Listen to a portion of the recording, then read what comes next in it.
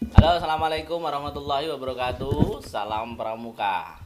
Salam kenal semua kakak-kakak, adik-adik semua dimanapun anda berada. Bersama saya Kak Eko dan hari ini kita akan berbagi pengalaman dan juga pengetahuan tentang macam-macam tanda dalam gerakan pramuka. Nah, kalau saya boleh tahu nih, teman-teman udah tahu belum? Ya, tanda dalam gerakan pramuka itu ada berapa? Nah, tepat sekali ya. Ada 5 tanda dalam gerakan pramuka yang wajib diketahui. Apa saja tanda-tandanya? Silahkan nanti simak terus video ini sampai selesai ya. Oke, yang pertama teman-teman ada namanya tanda umum. Ya, tanda umum itu tanda apa? Tanda umum adalah tanda yang dipakai oleh semua gerakan pramuka, semua anggota pramuka itu sama ya, dari Sabang sampai Merauke. Ya, misalnya apa Kak? Nah, contohnya adalah kabaret misalnya atau tangan leher atau baju pramuka seperti ini. Ini mau dipakai anggota pramuka dari Sabang sampai Merauke, ya semuanya sama. Ya, tidak boleh ada yang berbeda. Kalau ada kakak senior kok pakai baju pramukanya warna hitam setengah leheran, ya itu bukan baju pramuka ya. Itu beda lagi nanti. Mungkin dia alumni atau mungkin dia punya komunitas lain. Jadi seragam resmi pramuka adalah pakai baju pramuka, celana pramuka, sepatu, kabaret. Nah, itu semua tanda umum. Yang kedua adalah tanda satuan. Nah, tanda satuan adalah tanda yang membedakan antara pramuka satu dengan pramuka yang lain. Jadi walaupun kita sama satu Indonesia, tapi harus ada pembeda antara pramuka ini dari SD mana, ini dari SMP mana, ini dari gudep mana, ini dari satuan mana. Nah, contoh-contoh tandanya adalah ini contoh ya. Ada tanda gudep ya, misalnya di sebelah kanan biasanya karena ini yang saya pakai baju saka jadi tidak ada gudepnya, jadi ada tanda gudep itu untuk membedakan antara gugus depan satu dengan gugus depan yang lain. Kemudian ada tanda barung atau tanda regu ya, itu untuk membedakan regu satu dengan yang lain, sangga satu dengan sangga yang lain dan sebagainya.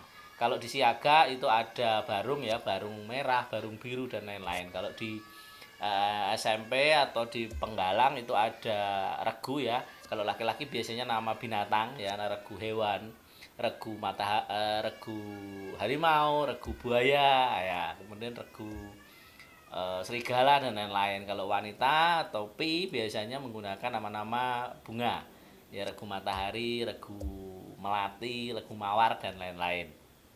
Itu tanda yang kedua. Sekarang kita tanda yang ketiga, yaitu tanda jabatan.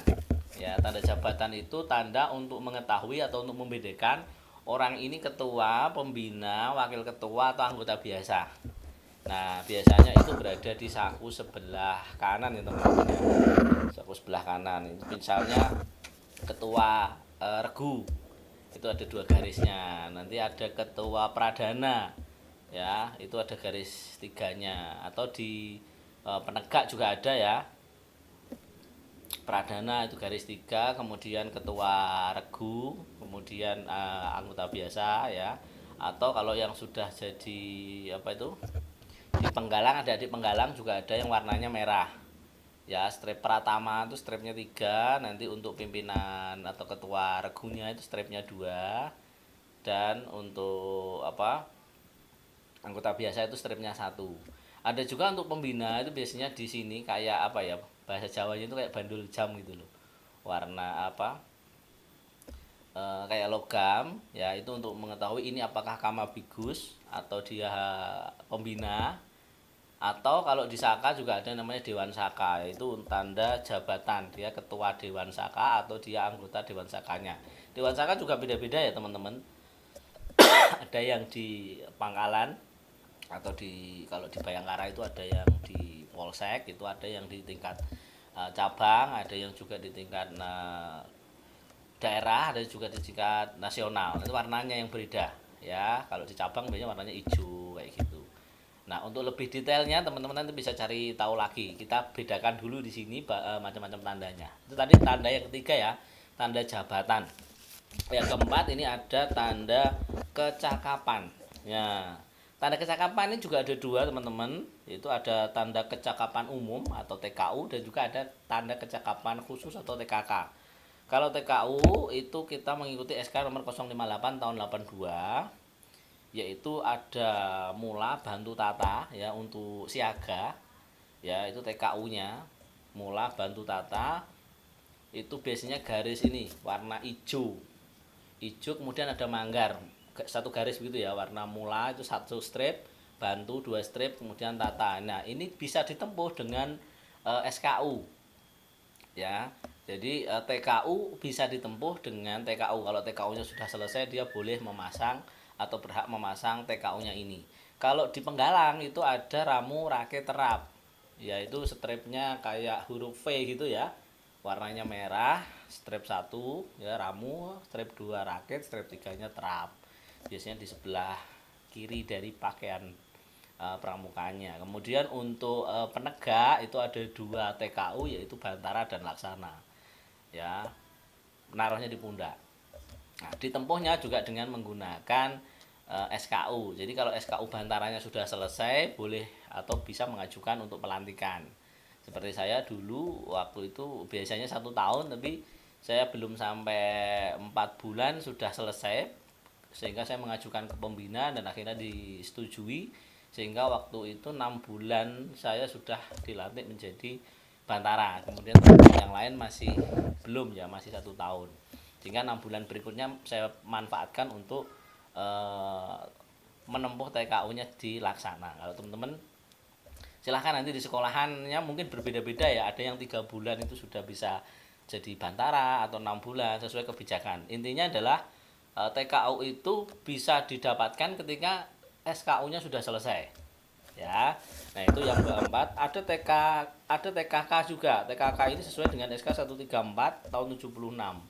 TKK itu kalau teman-teman tahu itu yang bulat-bulat itu ya, bulat-bulat itu yang purwa. Kemudian kalau dia sudah menempuh 2 kali, misalnya masak gitu kan, nanti jadi kotak ya bentuknya. Kemudian kalau dia sudah melakukan itu 3 kali, maka nanti bentuknya di segi 5. Kalau siaga biasanya pinggirnya itu warnanya nanti TKK-nya hijau ya, pinggirnya itu warna hijau. Kemudian kalau penggalang pinggirannya itu warnanya merah. Kalau penegak pinggirannya itu warnanya nanti kuning. Ya, ada TKK tuh macam-macam, banyak sekali. Ada TKK menabung, TKK apa-apa. Kalau di sini naruhnya nanti di sebelah kanan ya teman-teman. Di sebelah kanan ini maksimal 5. Kalau di sini sudah penuh nanti harus pakai serempang. Ya, harus pakai serempang, nanti TKK-nya taruh di serempangnya itu.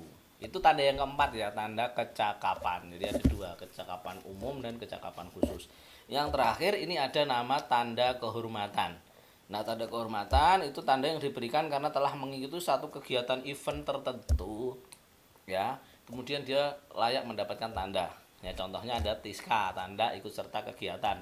Misalnya teman-teman ikut kegiatan perkemahan di kabupaten atau tingkat provinsi atau tingkat nasional, biasanya kan ada tanda khusus ya yang diberikan kepada semua peserta yang mengikuti kegiatan itu. Nah, itu bisa disebut dengan tanda kehormatan.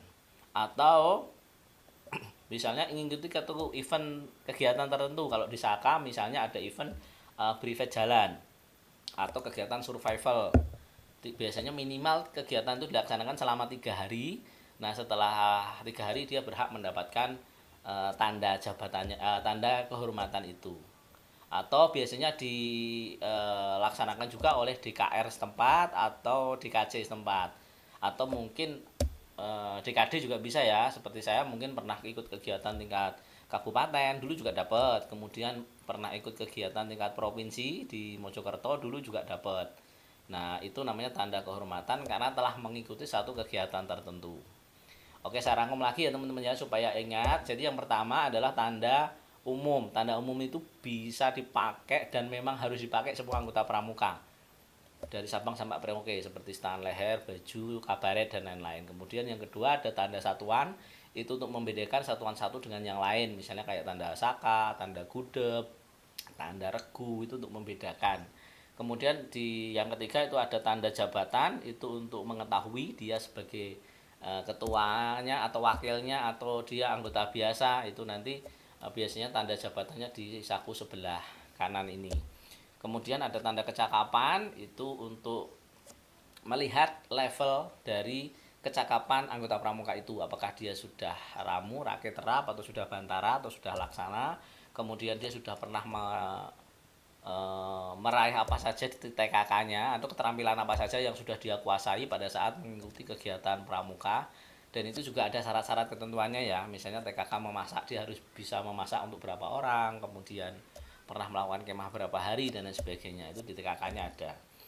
Yang terakhir ada tanda kehormatan, tanda yang diberikan karena telah melakukan mengikuti satu kegiatan tertentu yang berhubungan dengan kegiatan pramuka. Ya, kalau mengikuti satu kegiatan tertentu tapi hubungannya tidak pramuka, ya tanda ikut sertanya tidak boleh dipasang di pramuka. Ya, misalnya ikut kegiatan sepeda sehat tapi yang mengadakan dinas kesehatan misalnya, bukan dinas pramuka atau bukan kegiatan pramuka, ya tidak boleh dipasang di baju pramuka. Atau mungkin mengikuti kegiatan balap motor gitu, kemudian coba juara 1, ada tandanya. Nah itu kalau yang mengadakan kegiatan bukan dari pramuka, maka tidak boleh dipasang. Tapi kalau kegiatan-kegiatan yang dilaksanakan itu dimotori ya, diselenggarakan oleh pramuka, misalnya Dewan Kerja Ranting, Dewan Kerja Cabang, atau Dewan Kerja Nasional, misalnya pelatihan menulis, atau aero modeling, atau pelatihan internet misalnya editing dan lain sebagainya, kemudian selesai kegiatan ada tanda kegiatannya, lah itu boleh dipasang karena yang melaksanakan kegiatan itu adalah kegiatan pramuka. Mau kegiatan itu dilakukan di Saka atau di Gudep sebenarnya boleh dipasang, tapi kembali lagi ke aturan masing-masing Gudep ya, karena ada Gudep yang kadang-kadang kegiatan di Saka itu dipakai, kadang nggak boleh di Gudep. Ya kita hormati saja, walaupun pada intinya sebenarnya boleh-boleh saja karena kegiatan yang dilaksanakan di Saka juga legal gitu kan. Saka itu juga kegiatan yang resmi dari pusat. Sama juga bagian Saka ini sebenarnya dulu juga pakai bantara juga boleh ya, karena apa, bantara itu juga bagian dari kegiatan pramuka dan itu juga diraih ya lewat kegiatan pramuka juga, sehingga pakai bantara atau laksana kemudian pakai Saka itu juga diperbolehkan. Itu sudah dulu mungkin teman-teman perkenalan kita pada kesempatan kali ini. Semoga informasi ini bermanfaat bagi teman-teman yang mau request materi apa saja yang teman-teman butuhkan untuk kegiatan-kegiatan pramuka di daerahnya ya. Silahkan komen di bawah, nanti insya Allah kita bantu, kita berikan ya infonya. Kebetulan saya juga sudah pernah bikin bukunya tentang pramuka dari berbagai sumber yang terpercaya sampai saat ini. Jadi nanti kita bisa bandingkan. Saya juga punya beberapa koleksi buku baik dari nasional atau cetakan dari Gontor, ada cetakan dari yang bertebaran di media ya, Wikipedia dan lain sebagainya. Insya Allah kita rangkum semua nanti supaya lebih mudah dipahami oleh kakak-kakak dan adik-adik di seluruh Nusantara. Sekian dari saya, salam kenal, saya Kak Eko dan saya bangga jadi anak pramuka. Salam pramuka.